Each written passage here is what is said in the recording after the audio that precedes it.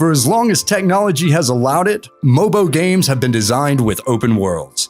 Rather than limit players to set paths across multiple levels, open world games present themselves as playgrounds, filled with secrets to discover, quests to complete, and new enemies to defeat.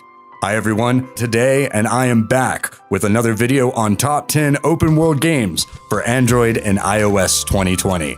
So without further ado, let's get into it. Let's get started with number 10. We have After School Simulator. This is a third-person school simulator game where you have to play the role of a school student whose name is Yamada and try to solve a mystery about the appearance of a monster from another world. You have to fight with zombies and topple your enemy from the other world. You can also freely explore the whole city with a variety of vehicles like scooters, cars, and trucks. But if I talk about its graphics, then the graphics are decent. But there's lots of glitches and bugs in the game. The map is incomplete and controls are lagging. However, the developers are working on the game to try and make it bug-free. Let's move on to number 9 and talk about Farming Simulator 2020. It's the 2020 edition of the Farming Simulator series, which gives you a mundane and realistic simulation of life working on a farm. The gameplay of Farming Simulator 20 is pretty self-evident. Most of the things you would expect to do on an actual farm are present here. You tend to the fields, raise livestock, and sell the crops in order to buy upgrades and new equipment. There isn't a lot of depth to the mechanics.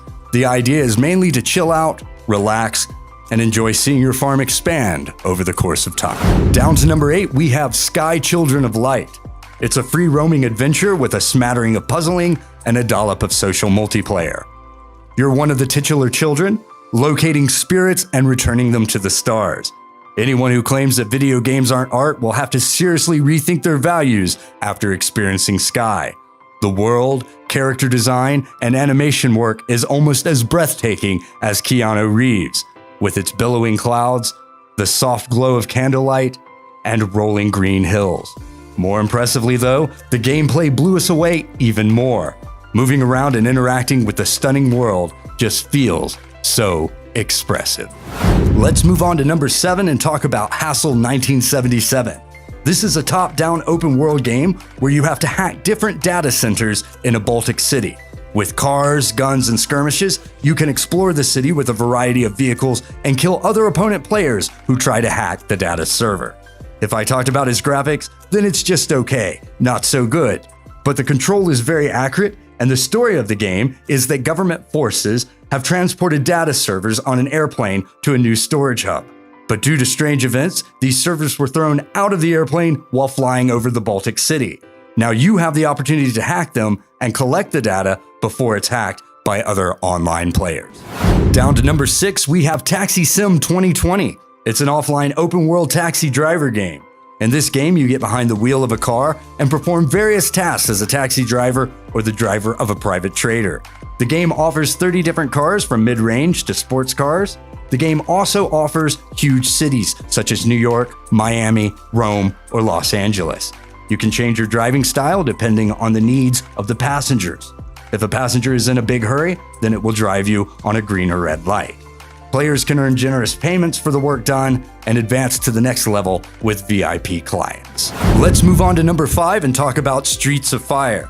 This is an open world game with high texture graphics in the same style as GTA. I played this game so I can tell you the pros and cons. First, the game has a huge map that allows you to go anywhere, steal vehicles, and do anything that you want. But there are no missions and no storylines, which makes the game a little boring. Second, the game is still under development, which is bad news because more than half of the city is locked. The only thing that you can do in this game is free roam in the city and enjoy the view. Down to number 4, we have Journey. Visually, Journey is beyond stunning. The art direction really carries the game even on older devices like iPad Air 2. Journey has you playing as a robed figure exploring a massive desert. Your aim initially seems to be to reach a mountain that's always visible to you. Journey's story is told through a few cutscenes spread across the experience without any voices. Journey uses the ecstasy-based economy to craft an emotional arc across its entirety, as well as to emphasize individual moments. Your scarf grows longer and longer, but a frightful encounter with a terrible ribbon monster turns your rippling shawl into a mere stub. Overall Journey on iOS is a must-play if you've never played it before. Down to number 3, we have Oceanhorn 2. The game takes us into a fascinating and evocative world which pays homage to the atmosphere of The Legend of Zelda while trying to find its own identity. Gameplay involves exploring a world while completing missions. There are enemies to fight and items to collect, with the occasional puzzle to solve. It's real-time combat, not turn-based. You won't need to carefully strategize how to defeat each monster, just run in and start hacking. Which isn't to say there's no strategy. If you take on more enemies than your character can handle, he'll end up dead. Let's move on to number 2 and talk about Pascal's Wager. It's a console-style action role-playing open-world game with a level of scope. Pascal's Wager features a dark fantasy that is extremely similar to From Software's original Dark Souls.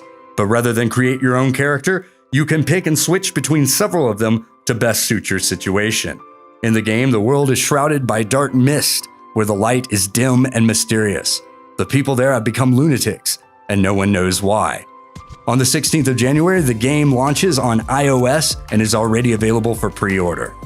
However, the official website of the game still lists the Android version as coming soon, so it seems Android users will have to wait.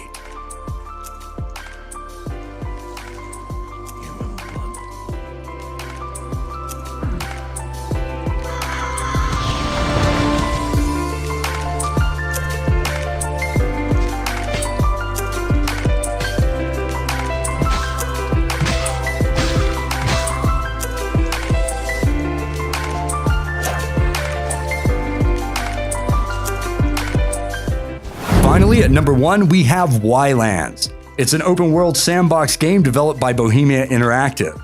Yland gives players the ability to create, explore, and survive all in one title. Players can try their hand at living on the lands by scavenging for food and resources, or go into creative mode and make towering buildings and structures, or just roam around the island with a big propeller. Gameplay is similar to titles like Minecraft. Yland aims to be a sandbox game with some neat little twists. Not only can you manipulate the geographical features of the world, but with enough integrity, you can even create ships and other vehicles. That's it for this one. Just a quick overview, but definitely be sure to like the video and hit the subscribe button if you haven't already for more new game content coming up. Thanks for watching, and I'll catch you guys in the next one. Peace.